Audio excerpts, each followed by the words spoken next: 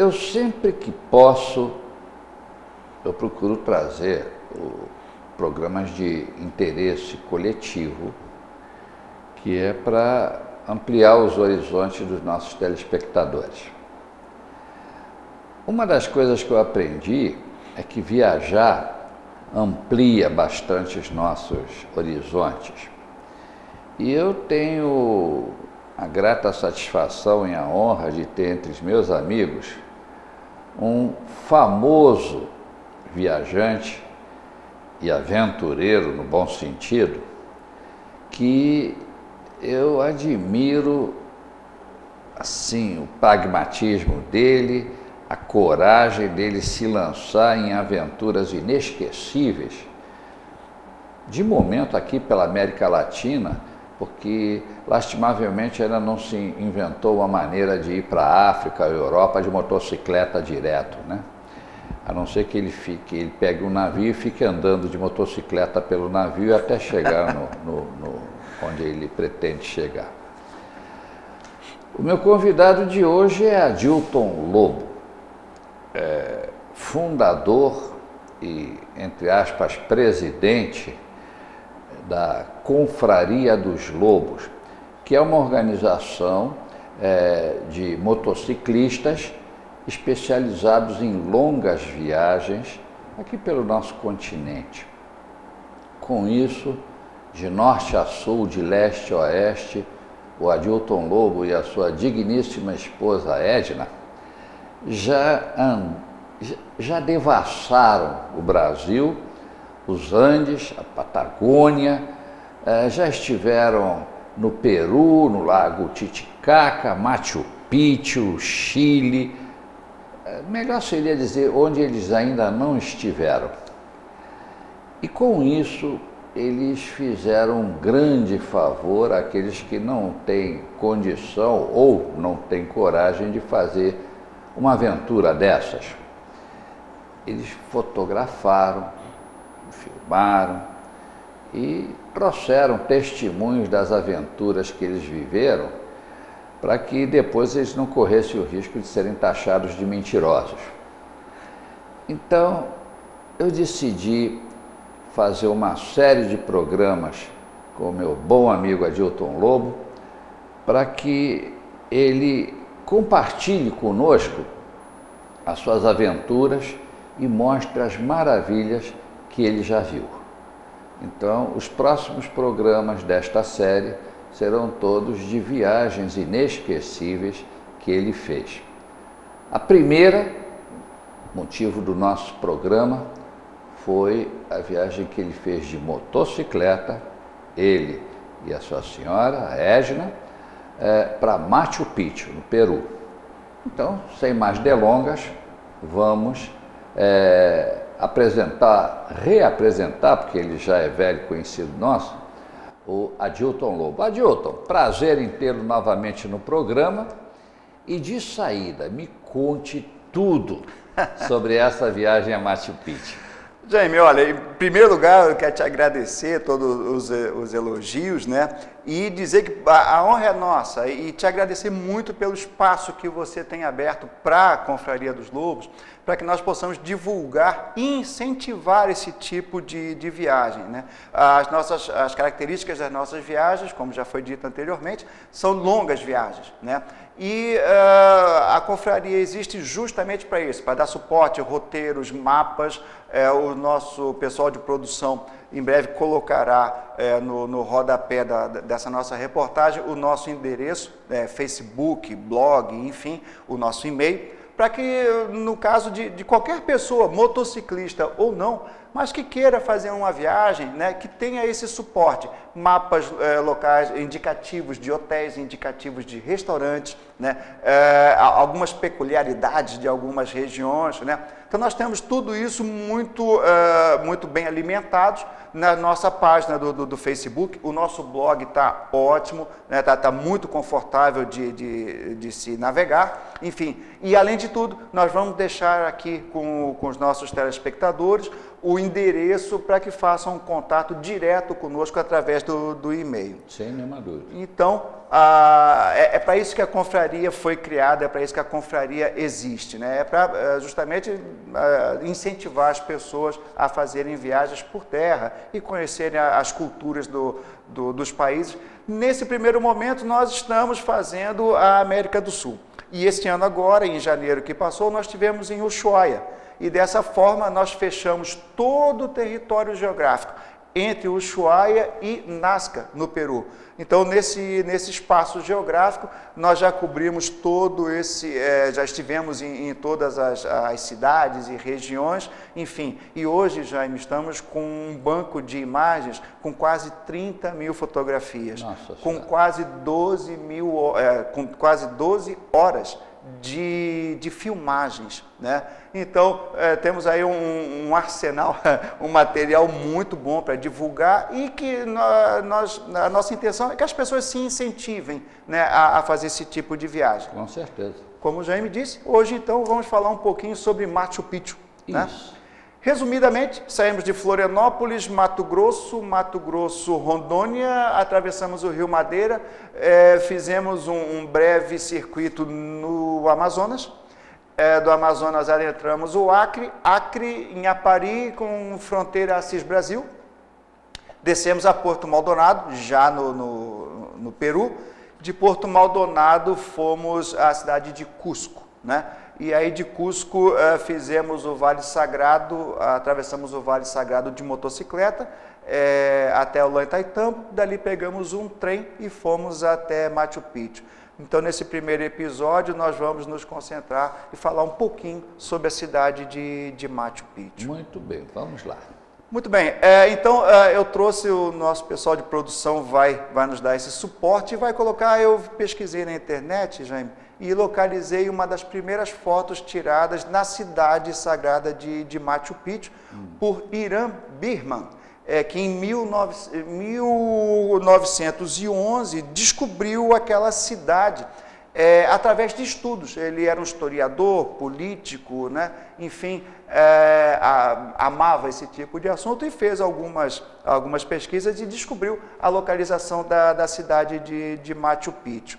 Então, essa foto aí é uma das primeiras que foram tiradas naquela região, logo, né, da sua descoberta. E aí nós temos uma foto já nossa, minha e Edna, na cidade, posicionados no mirante ali, né?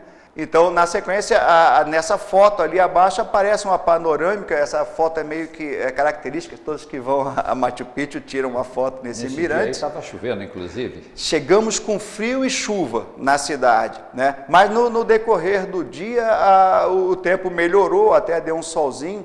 Mas para se ter uma ideia, em Machu Picchu chove 1.900 milímetros por ano. Né?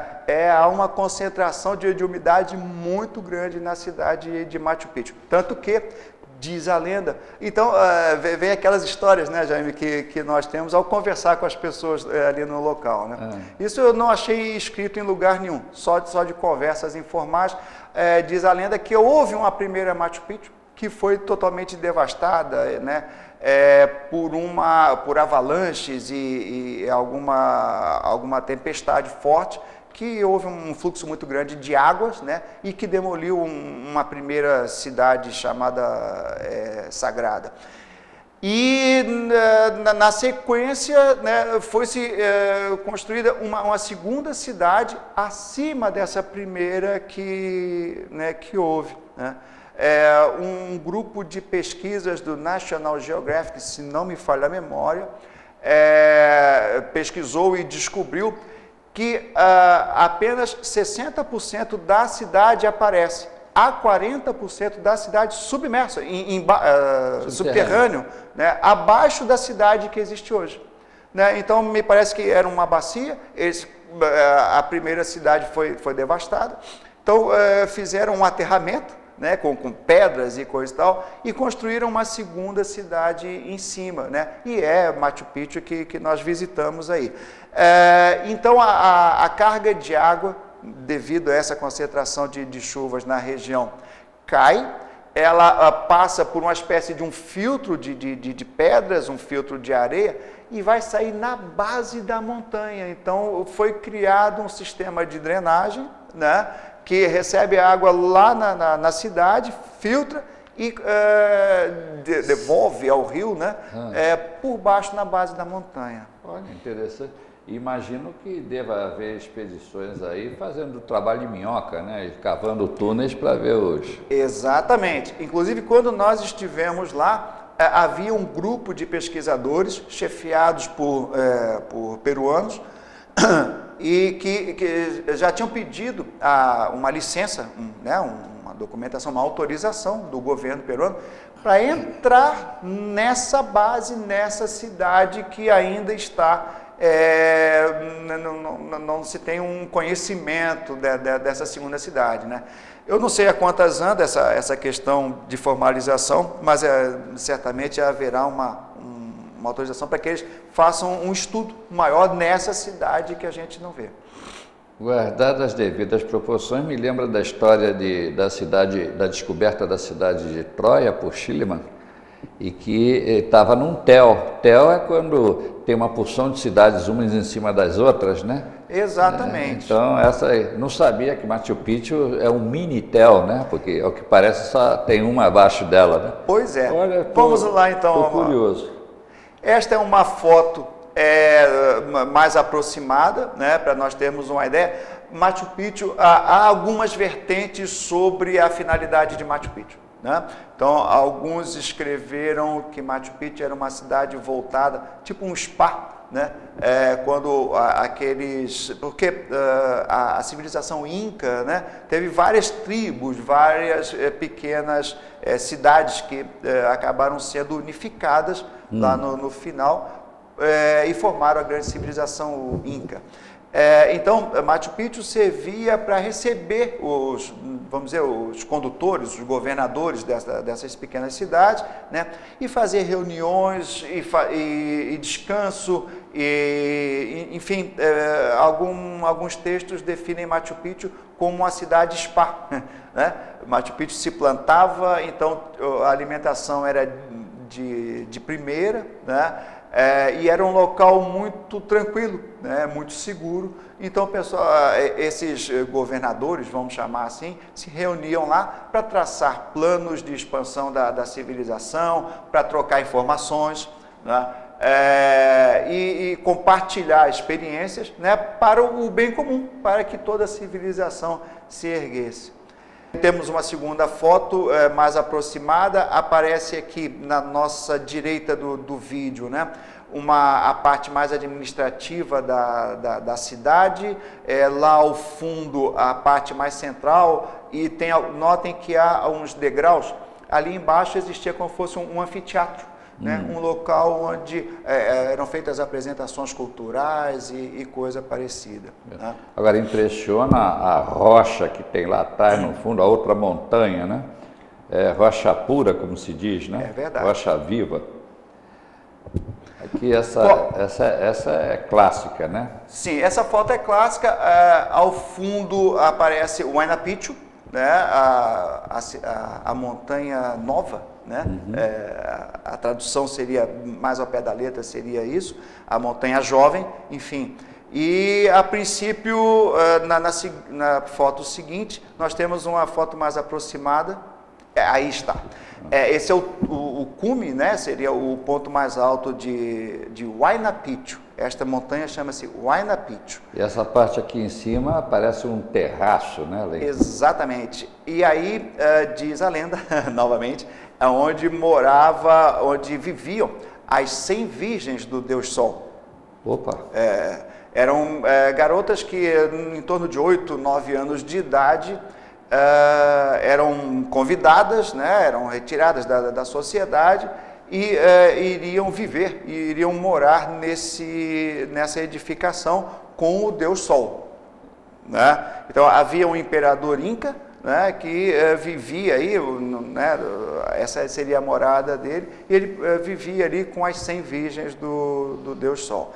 Huayna Picchu hoje, ela tem um número restrito de visitações diárias, né? Se não me falha a memória, são 400 pessoas que podem ter acesso a essa montanha por dia, né? Mas essa visitação é altamente organizada. Você faz a inscrição ou na Secretaria de Educação da cidade de Cusco ou pela internet, né? E aqui me tira uma dúvida, é na Infantaria, né? Essa montanha, existem duas montanhas na cidade, né? Esta, Huayna Picchu, e outra à frente, que é Machu Picchu, né? Então, óbvio, né? As duas têm inclusive de Machu Picchu nós vamos passar mais adiante, nós temos fotos dos degraus e das trilhas que vão no meio do mato, Opa. né? É um passeio muito chamativo, muito legal, mas tem que ter um esforço físico. E tem que ter perna, né? Tem que ter perna, é verdade. Principalmente, Dalmau, para nós que moramos na linha do mar, né? Então, a cidade de Machu Picchu tem 2.450 metros de altitude. Então, a nossa respiração, para nós que vivemos aqui no nível do mar, é ofegante. Qualquer movimento dá um cansaço, né? Naquela região usamos as folhas de coca, né, para nos ajudar, né, nessa questão mais do nosso corpo, se adaptar com mais rapidez, mas é uma subida que o Huayna Picchu se faz em 1 hora e meia, né? Machu Picchu nós levamos 3 horas e meia só para subir a montanha. Nossa. Aqui temos a foto de esse é um altar, essa pedra servia de altar e ela ficava em cima de um cemitério, né? Parte do princípio que o corpo era, né, colocado na parte superior dessa pedra, até para aquelas sessões fúnebres, para que fosse velado antes de ser enterrado, né? Mas esse não era um altar de sacrifício, era um altar de depósito de corpo, falecido. Pois é, Jaime. O que dizem os textos é que este era um altar para colocar-se um corpo já falecido. Realmente, nós vimos alguns locais que são ditos como altares de sacrifício, matavam animais, lhamas ou coisa parecida. Informalmente, tivemos também algumas informações sobre sacrifícios humanos, onde decapitavam a cabeça para garantir o plantio, né? Então, mas isso aí nós não vimos, obviamente, oficializado ou num texto. Pessoas que nos comentaram lá no local, guias, né? Foram em conversas informais, nos mostraram alguns locais, né? E falavam sobre esses rituais. Aqui é outro ângulo. Essa é a mesma pedra, eu trouxe essa foto, porque é a mesma pedra, mas só que de outro ângulo. E note que a parte mais alta, esse pontiagudo da pedra, ele imita o desenho da rocha que está na montanha ao fundo. Exato. Aliás, eu estou vendo 3 níveis de montanha aqui ao fundo. O paredão mais claro, o outro atrás mais escuro e outro lá atrás coberto pelas nuvens, né? Quer dizer, sim, meu Deus, são verdadeiras cortinas de montanha, né? Verdade. Só nos posicionando estamos nos Andes, né? Então, toda essa cadeia de montanhas que nós vamos ver nessas fotos são montanhas andinas, né? Muito bem. Aqui, essa foto eu conheço, essa é famosa. Essa é famosa, né? Mas eu vou falar um pouquinho sobre essa foto, né? Essa seria a pedra sagrada, o nome é Yamantin. Yamantin. Né? Yamantin.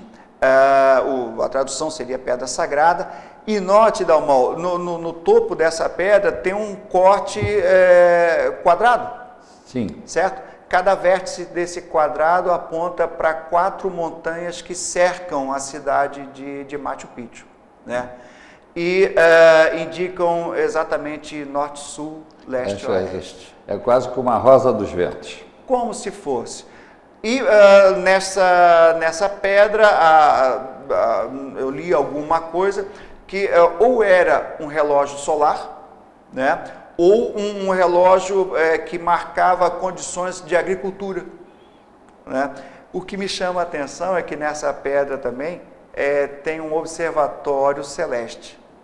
Inteligentemente, alguém lapidou essa parte mais reta abaixo da pedra pontiaguda ali, sim, como se fosse uma bacia, né?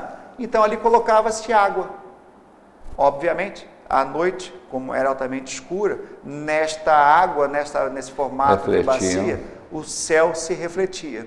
Então marcava-se posicionamentos onde a lua trafegava, onde as estrelas estavam posicionadas, enfim, seria um observatório celeste, né?